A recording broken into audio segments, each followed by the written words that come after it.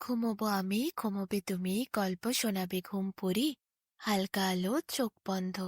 চলো একটা গল্প শুনি, রাতের গল্প বাংলায়।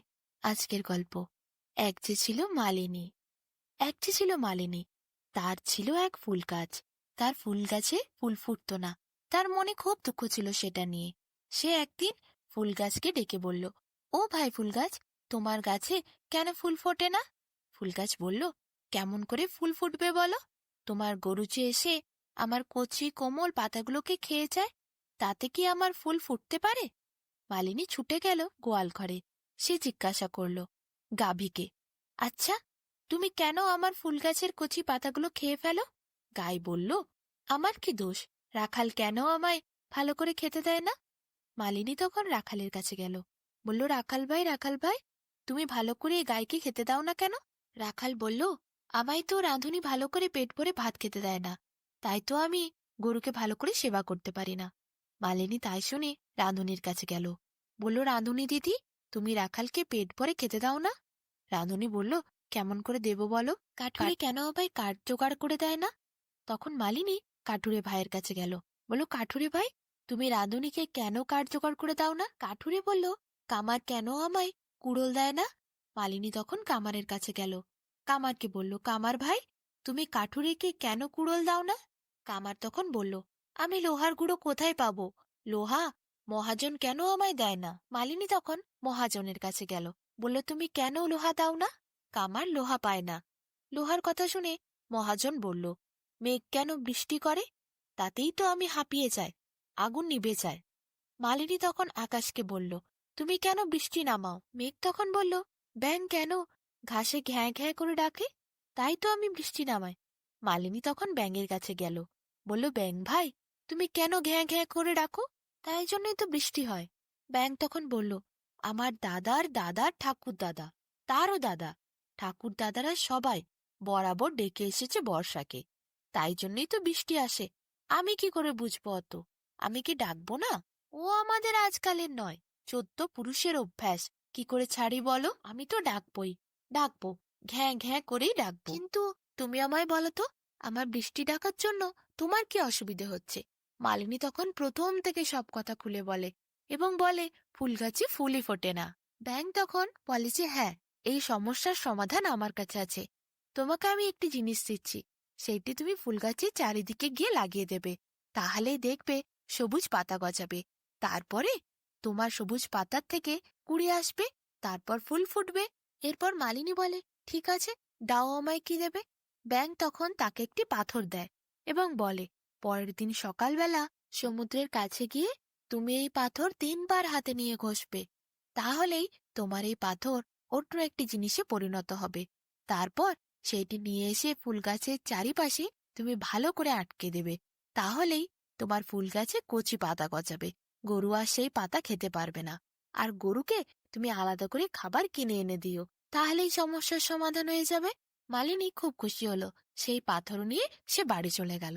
সারা রাত সে ভাবল কখন সে পাথরটিকে 3 বার ঘষবে। দেখতে দেখতে সে ঘুমিয়ে পড়ল। সকালবেলা তাড়াতাড়ি উঠে সমুদ্রের কাছে গেল। 2 বার পাথরটির আর ঘষা হয়েছিল, অমনি হঠাৎ করে একটা সামুদ্রিক পাখি চোঁ করে মালিনীর মাথার ওপর দিয়ে এত জোরে উড়ে গেল, মালিনী ভয় পেয়ে পাথরটি সমুদ্রে ফেলে দিল।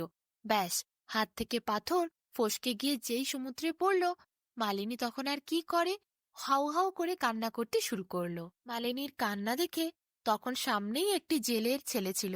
সে ছুটে এলো, বলল, কি হয়েছে কন্যা তোমার? তুমি কাঁদছো কেন? তখন মালিনী বলল, একটি পাথর তাকে ব্যাঙ দিয়েছিল, সেই পাথরটির থেকে একটি জিনিস হতো, আর সেই জিনিসটি পেলেই সে তার ফুল গাছটিকে বাঁচাতে পারত। তার ফুল গাছে সুন্দর সুন্দর ফুল ফুটত, কিন্তু সেই পাথর সমুদ্রের মধ্যে পড়ে গেছে। পর সে কি করে সেই পাথর খুঁজে পাবে? ছেলেটি তখন বলল, তুমি চিন্তা করো না, আমি সমুদ্রের তলায় সাঁতার কেটে যেতে পারি।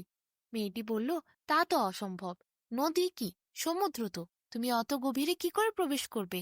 ছেলেটি বলল, আমি ছোট থেকে এই সমুদ্র তটেই মানুষ হয়েছি, জেলের ছেলে আমি, আমার কাছে বিশেষ দক্ষতা আছে, আমি সমুদ্রের তলায় গিয়ে তোমার জন্য পাথরটি নিয়ে আসবো। পাথরটি কেমন দেখতে ছিল শুধু আমায় সেইটুকু বলে দাও। মালিনী এরপর বলল, পাথরটি ছিল হালকা সবুজ রঙের, তার গায়ে ছিল সোনালি কিছু বিন্দু বিন্দু। এরপর পাথরটির বর্ণনা শুনে ছেলেটি ঝাঁপ দিল। ছেলেটি সমুদ্রের নিচে অনেক খুঁজল, খোঁজাখুঁজি করেও সে পাথর আর খুঁজে পেল না। কিছুক্ষণ পরই সে উঠে আসবে, এমন সময় তাকে একটি মাছ পা ধরে টান দিল। বলল, তুমি সে পাথরটি খুঁজছ, সেটি আমার কাছে আছে, কিন্তু আমি তোমাকে সেটি দিতে পারি, তার আগে তোমায় আমার সাহায্য করতে হবে। ছেলেটি বলল, আমার তো পাথরটি চাই, আমি কথা দিয়ে এসেছি, পাথর যার তাকে ফেরত দেব। তোমার কি করলে তুমি আমায় পাথরটি ফেরত দেবে বলো? মাছ বলল, আমি সমুদ্রের নিচে এই মাছেদের রাজ্যের রাজকুমার। আমার পিতাকে বন্দি বানিয়েছে অন্য রাজ্যের এক দুষ্টু মাছ এসে। তোমাকে সেই মাছকে বধ করতে হবে, আমার পিতাকে মুক্ত করতে হবে, তাহলে তোমায় আমি ওই পাথর ফেরত দেব। এরপর ছেলেটি বলল, তা তো আমি করতে পারি, কিন্তু আমার কাছে তো কোনো অস্ত্রশস্ত্র নেই, আমি কিভাবে ওই মাছকে বধ করব? মাছেদের রাজকুমার তখন তাকে একটি তলোয়ার দিল, বলল, এই নাও, তোমাকে এরপর যে কোনো প্রকারে ওই দুষ্টু মাছকে বধ করতে হবে, তাহলেই আমি তোমায় পাথর ফেরত দেব। মাছের রাজকুমারের সাথে এরপর ছেলেটি যেতে রাজি হয়ে গেল। সে গেল সে দুষ্টু মাছের কাছে। দুষ্টু মাছ ছেলেটিকে দেখে আক্রমণ করতে এলো, কিন্তু ছেলেটি তলোয়ার দিয়ে দুভাগে কেটে মাছকে একদম মেরে ফেলল। দুষ্টু মাছকে জেলের ছেলে বধ করল। এরপর কি, পাথর দিল মাছেদের রাজকুমার জেলের ছেলের হাতে।